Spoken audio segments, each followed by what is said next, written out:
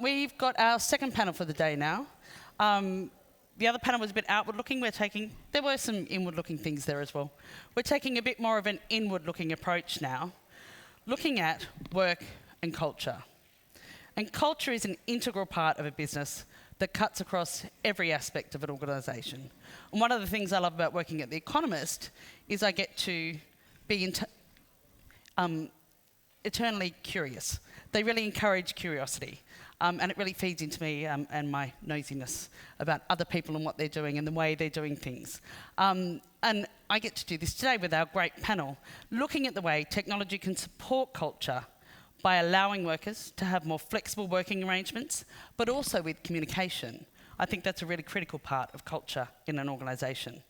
But with alternative working styles like co-working and remote working becoming more popular, the question kind of arises, are the days of traditional business practices at their end? So with that in mind, I would like to ask our panellists up here today, Monir Azzouzi. He joins us, he's the Vice President of Go-Jek for People Partner and People Experience. Daiana Beitler from Microsoft.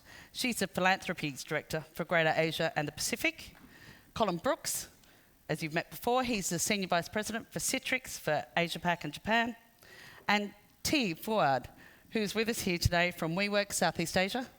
T, he's the Managing Director. Thank you so much. Please. Great. Lovely to have you all here. Keep going. One more. Super. That's it, over.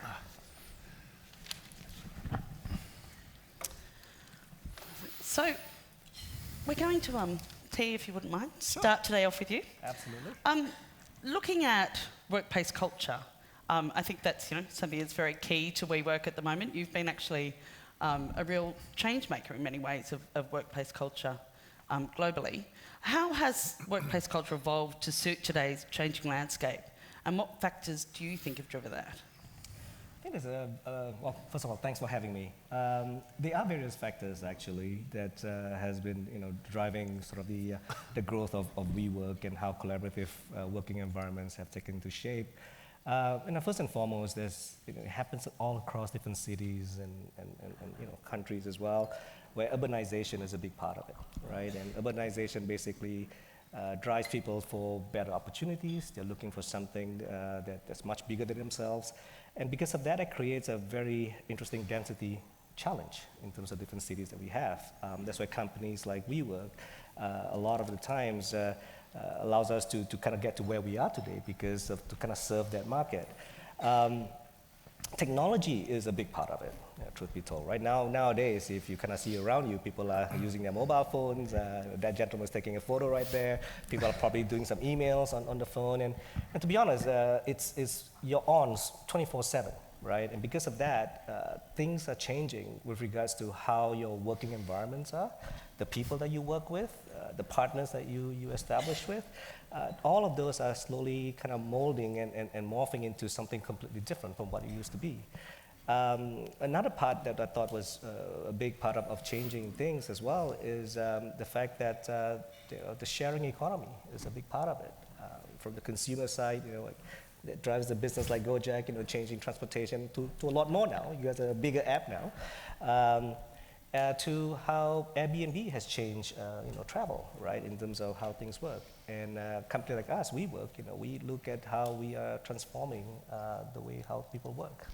And all of those contributes to how culture and the change of environment and working environment has really existed today. Colin, looking at the research that kind of precipitated this event, employee experience was one of the key things that we're looking at. At Citrix, how do you define employee experience? Why do you think organisations should emphasise this, and how can they use it when defining their working culture? Okay, that's a big question. Thanks for remembering my name this time. Thanks. My pleasure. Just kidding. Employee experience is the theme of the moment.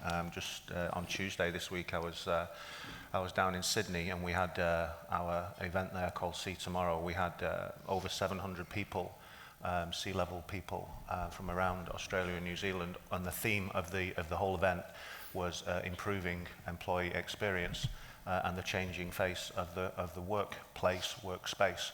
And just to pick up on your comments, T, things are changing. What I'd say is, though, just to pick on my comment earlier, it's not changing for everybody, and I think it's about making sure that in an organisation certainly within APJ, where we're probably in the most diverse region on the planet, we have, for instance, 57 nationalities within APJ, within our organisation, and we have 5 generations within the organisation, and we try to mirror our customers and make sure that we have as much diversity and inclusion as we can. But the work isn't something, the thing that's changing about work from our understanding, talking to our customers, is that work isn't what it used to be, isn't a place that you go to. It's what we do. From the moment we wake up, we probably all shouldn't, but we do. We go to our phone and we check whichever sequence of events you normally go through, whether it's WhatsApp, whether it's email, whether it's, you all have your own sequence. And until you've done that, you actually don't feel comfortable. I certainly don't. And then I'll go and do what I need to do before we start the journey of wherever work happens to be that day, which may well be remaining at home, which may well be the walk to the office, which may be getting on a plane, all of the above. But I want the experience should be the same for me wherever I am. I shouldn't think, I'm working from home today, that means the dial-up speeds are going to be different, or et cetera. It should just be the technology should be in the background, enabling us to do what it is we're employed to do. And if I don't have to think about the fact that where I'm working, at what time I'm working, and where I am in the world, and it's just, as I wake up wherever I am, I can have access to everything that I need, I think that's the changing place for the workplace. It's something that I don't think about. There was an interesting anecdote that our Chief Product Officer yesterday brought up in one of these panel discussions.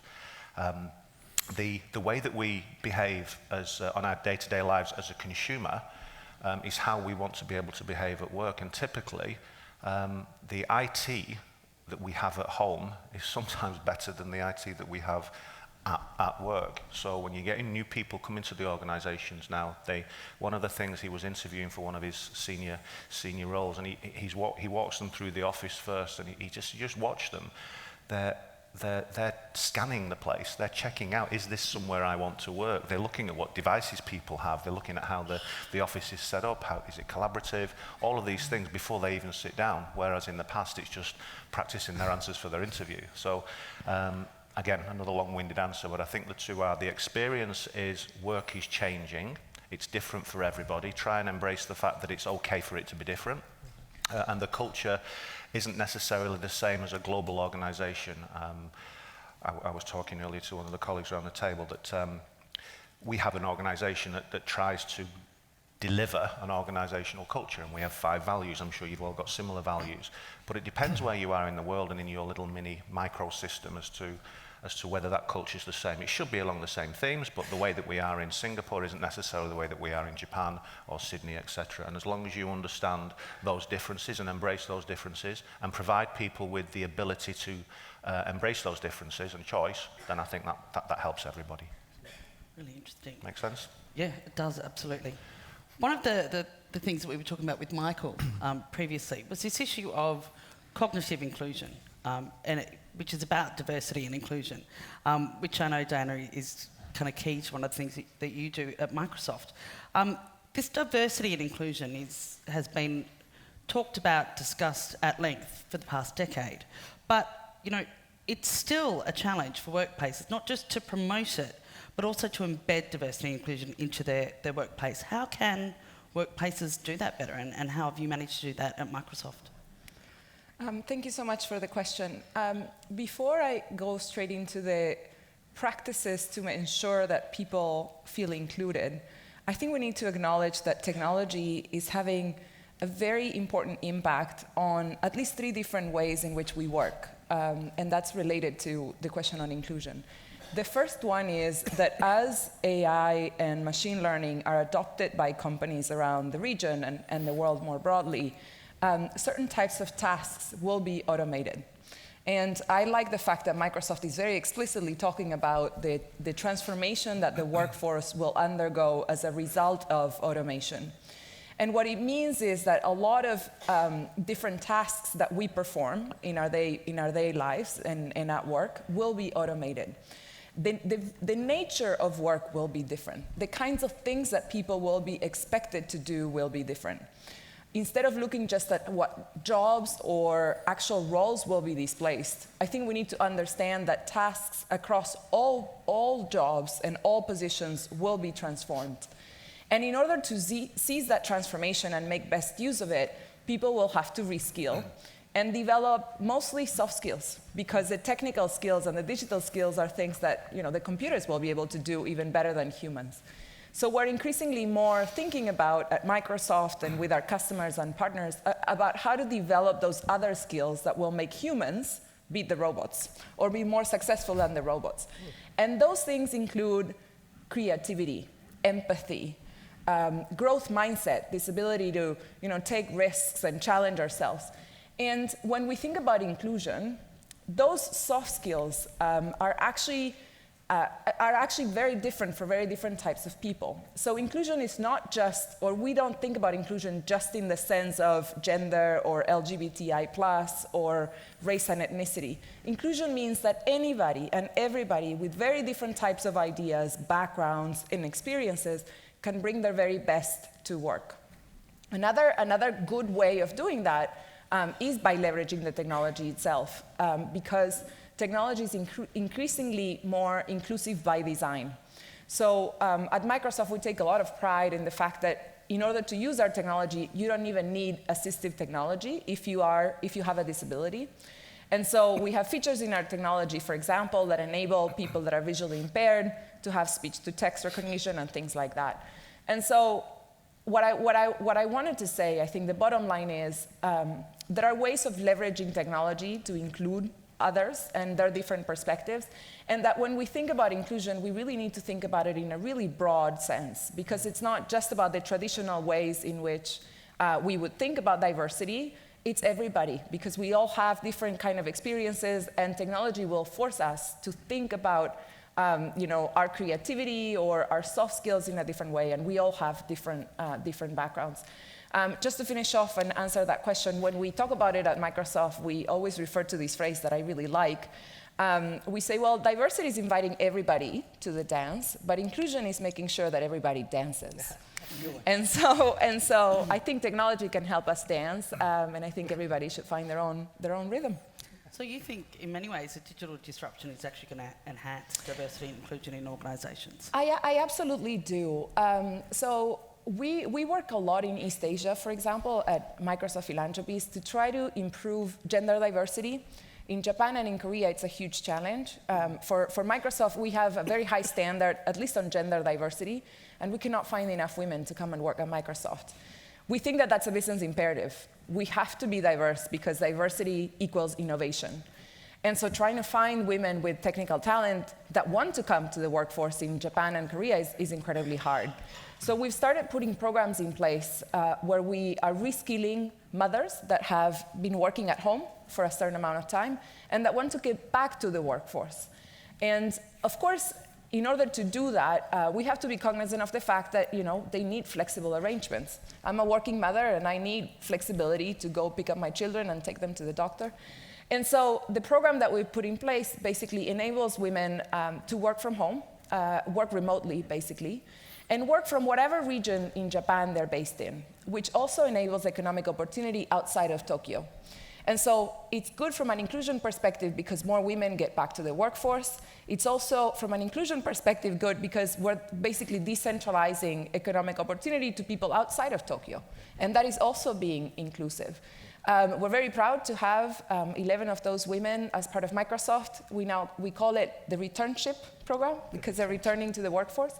And the rest of the women that have gone through this program, that were 200 in total, are actually working for Microsoft's partner ecosystem because they do have foundational skills that are actually very valuable for the technology sector more broadly. And it was interesting for them to also see that, of course, it's hard to kind of, at the beginning, build the confidence to go back to the workforce, but that the skills and the foundation they have, as well as the skills they developed while they were working at home, are highly appreciated. It touches on that aspect of agility, which is a question that I wanted to speak to Monir about.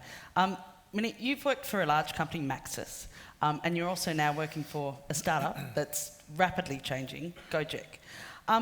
What have been your experience and the differences between these when it comes to creating an agile culture within organisations?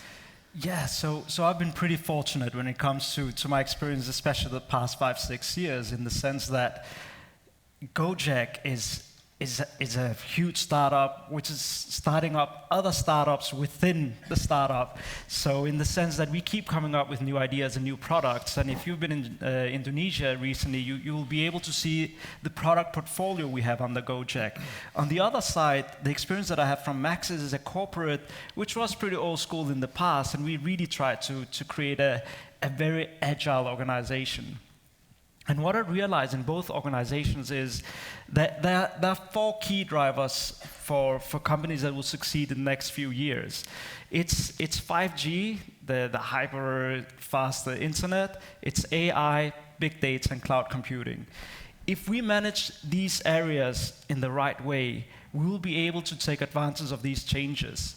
And I would call it the age of Iron Man, in the sense that I don't believe in man versus machine. I believe that we have to start learning on how to make use of technology so we can become more agile and react much faster and even be proactive. So my experience there is it's very different, but while Go-Jek and other startups at Go-Jek size, they are trying to become more organized, trying to put in processes. So in other words, become a little bit less agile. You have big corporates like, DBS and Maxis and so forth, who are trying to become super agile, becoming more like Go-Jek. So in this sense, we are trying to meet this equilibrium, and we are going in each our direction. And the challenges are actually quite similar, which is really interesting to deeper into. We've got a really nice mix on this panel of startups and very established organisations. T, I'll put this to you, but if any of you would like to contribute, please feel free. What do you think enterprises can learn from startups in terms of building culture? And vice versa, how can this learning be fostered, in startups from Absolutely. enterprises? I think just to continue what Monir was talking about in terms of how Go-Jek is in the process of growing up, right, into a bigger company now. And at WeWork, we've been very fortunate to sort of house companies of different sizes, right? When we first started out 9 years ago, we were serving the unserved market, which is the small medium enterprises, the freelancers, the independent workers that didn't really have a real estate solution to kind of look for. But over time, if you've been tracking the company, more than 40% of our members now are large enterprises, right? First of all, they're using us as a real estate solution to allow them to add up and to subtract, depending on economic situations. But most of the time, the real reason why they're there is because it also helps them with the culture development, productivity, and a way for their employees to sort of mingle and interact with companies of different sizes, primarily startups. So we've always had the saying that startups are trying to be like Go-Jek now, trying to grow up to be as big as an established company, and established companies are also trying to figure out how to move as fast as what they used to be, like the startups nowadays. The beautiful thing about what we're trying to do is we do realize that there is a change of environment, right? And we create our spaces based on the fact that it creates a very open environment that allows people to talk and communicate and really just to just find potential partnerships. All the way from how we put glass partitions instead of wall partitions. People can actually see through and see you into the room itself. And it's a natural human behavior, right? As you walk through, people say hi to one another, and that's how interactions gonna happen. So we have large enterprises who share these spaces with smaller companies, and as a result, based on our statistics that we've seen so far, 70% of our members actually do interact with one another, either just walking to someone and saying hi, or using our app to really figure out, hey, this guy in Vietnam who does litigation law in Vietnamese, I'm trying to find someone who does that. I can actually find someone through my app to do that. All the way down to now 50% of those members actually do transact, right? So people are finding talent, people are finding strategic partnerships and so many different types of combination of different things are happening within in a space of hours. Ultimately, look, the enterprises are trying to figure out, how are they able to build something much bigger than themselves without doing it on their own. It's all about forming the right partnerships, finding the right talent, creating something innovative, all the way down to hiring people who wants to work for these large enterprises now. Large enterprises have a hard time hiring millennials, especially the established, banks. Banks had a hard time attracting millennials to work for them, right? Touched on that on the panel. And I think companies like HSBC, for example, took a lot of large spaces with us in Hong Kong because they want to be there. They want to be able to attract millennials to come work with them. They've set up an innovative shop house, essentially. Innovators hub to really develop something much bigger than themselves, trying to really transform themselves as a bank, which is what a lot of enterprises are coming to WeWork for. Colin, from your perspective, you've got people spread all over the world, really. How do you encourage, it's easy to do it, I guess, when you're in an office environment, and you've got people there and everything. How do you use technology to kind of encourage that more broadly when you don't have these bricks and mortar? Yeah, that's a good question. And we're fortunate that we are a technology company.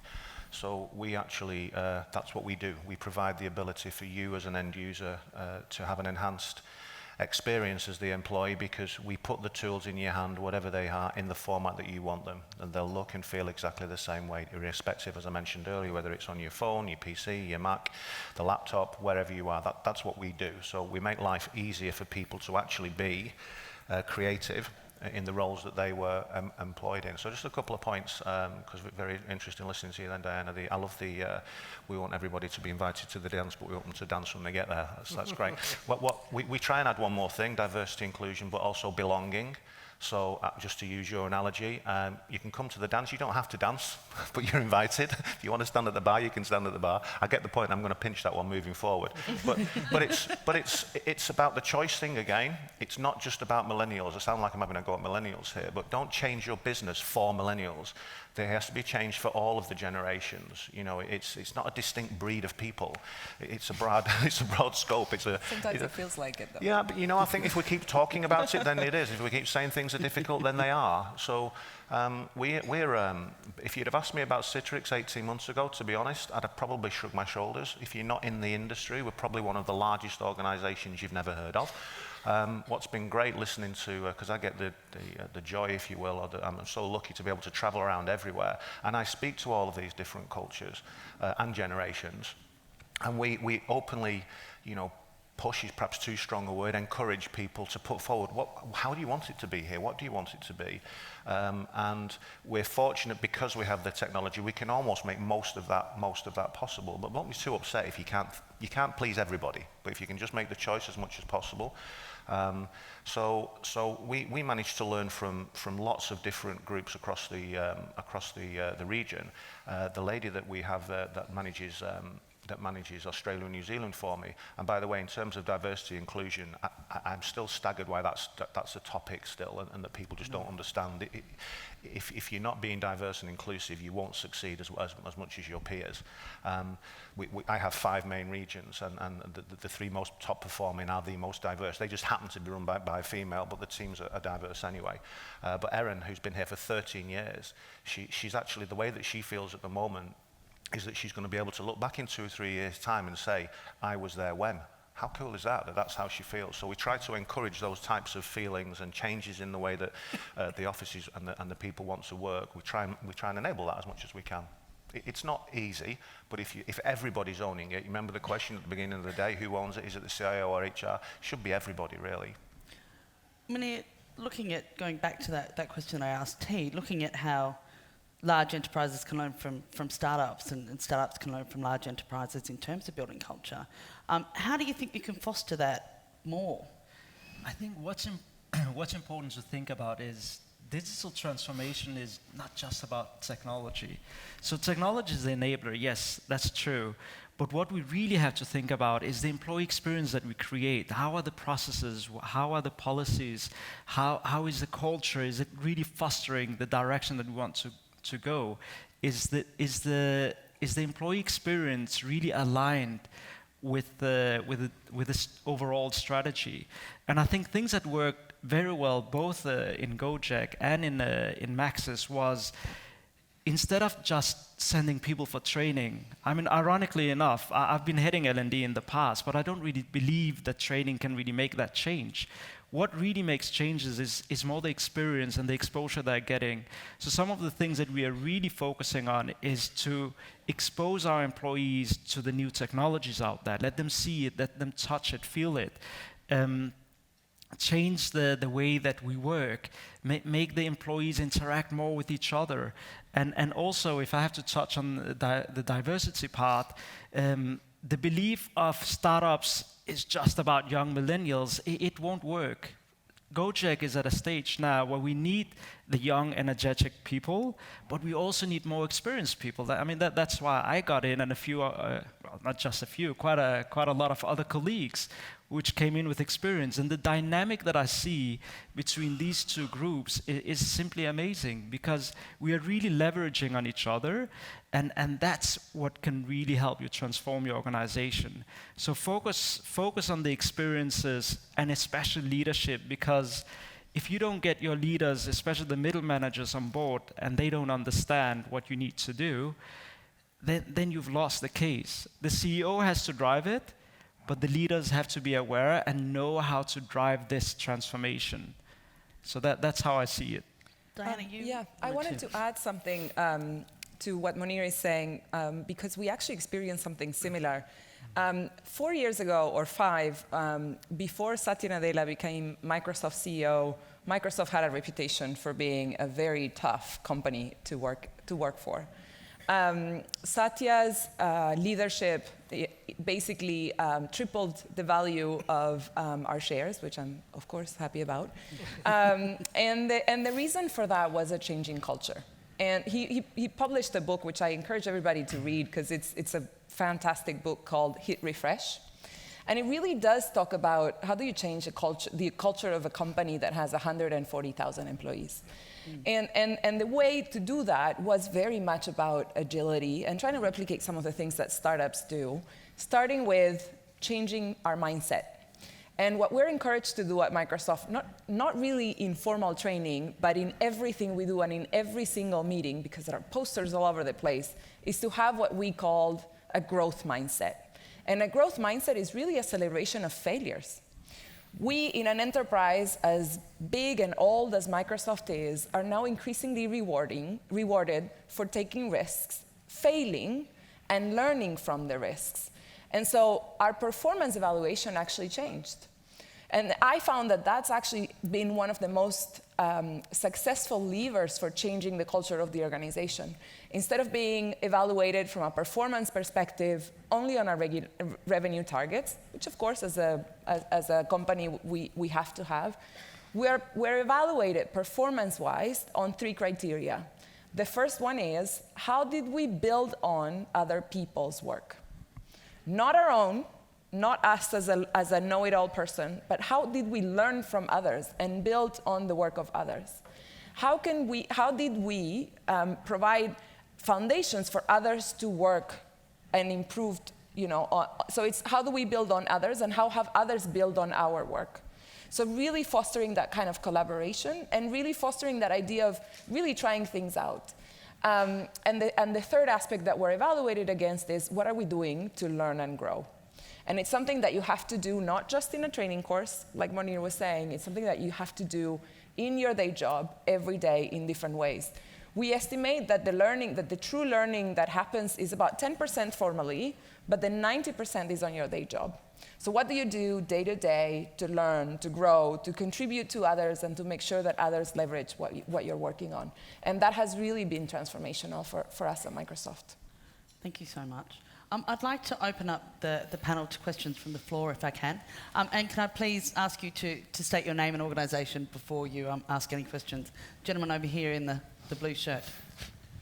Hello, and thanks for all your insights and everything. My name is Barry Shelley. I work for a corporate advisory called Strategica.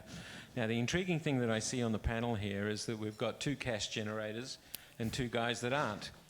And The question for me is, I understand that the organizations learn from each other. One's trying to become a little bit more disciplined, if you like, and the other one's trying to become a little bit more agile.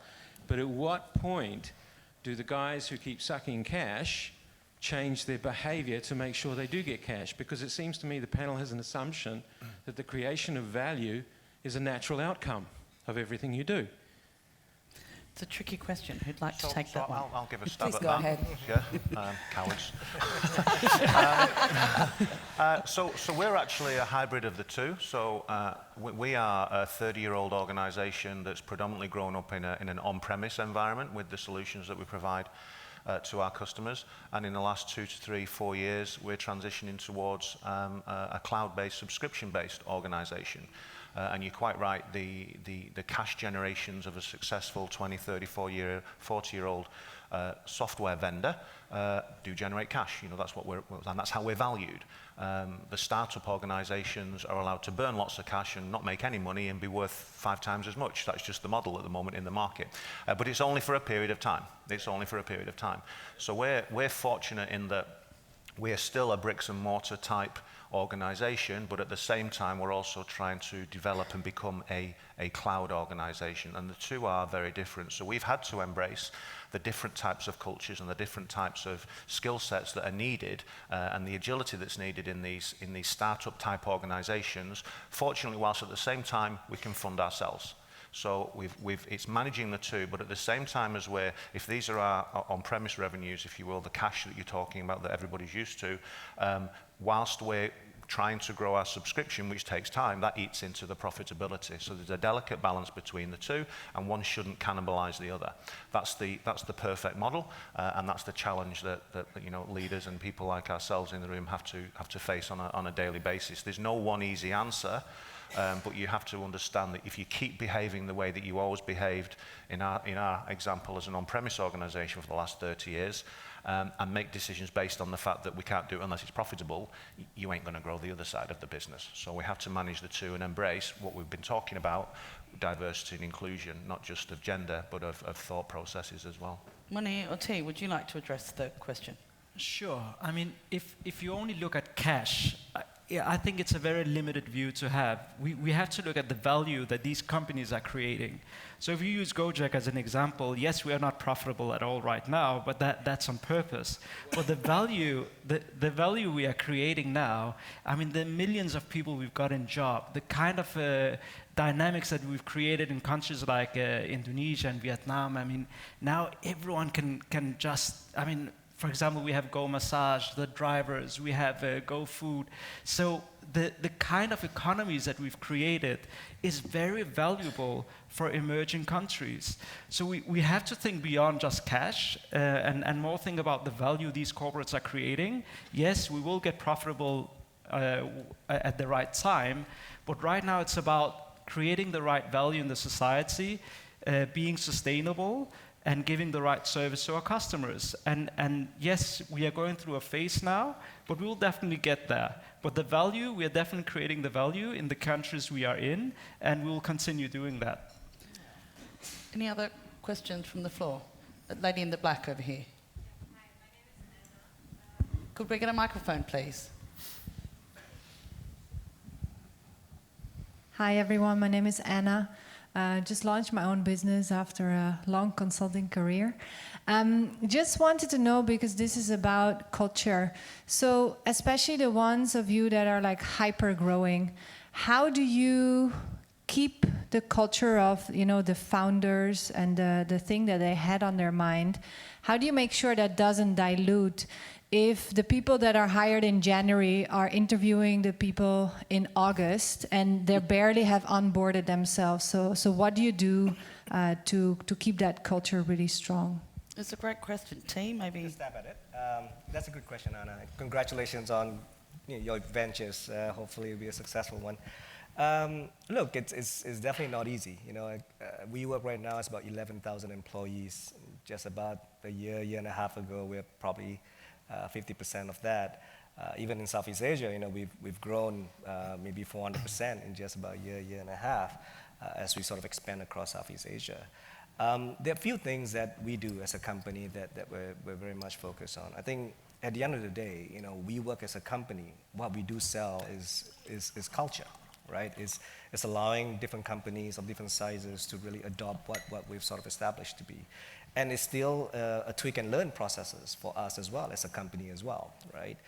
Personally, when I got acquired by WeWork and kind of been made to run the Southeast Asia division, I personally interviewed and hired the first 150 employees that joined the company. I believe that there has to be a tribal mindset. There has to be a certain mindset that trickles down and trickles up as you sort of grow to where we are right now.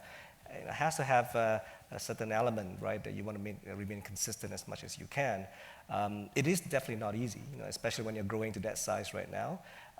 But we have constant communication with our employees across the globe. The all hands meeting that we have, the summer camp that we used to have, that we basically bring all the employees to a certain place and congregate and basically just listen to our founders and listen to what we're trying to achieve as a company. All of those things that we add to the employee base, that's stuff that we've been looking on towards just building a great culture for ourselves as a company. I think it's been really interesting to hear about the different journeys of culture that you're all on. I'd like to thank you all very much for your time. Unfortunately, we're out of time. One of the best parts of my job, as I said, is being able to get to speak with people like you. So thank you very much. It's been great hearing your stories. Thank you. Thank you.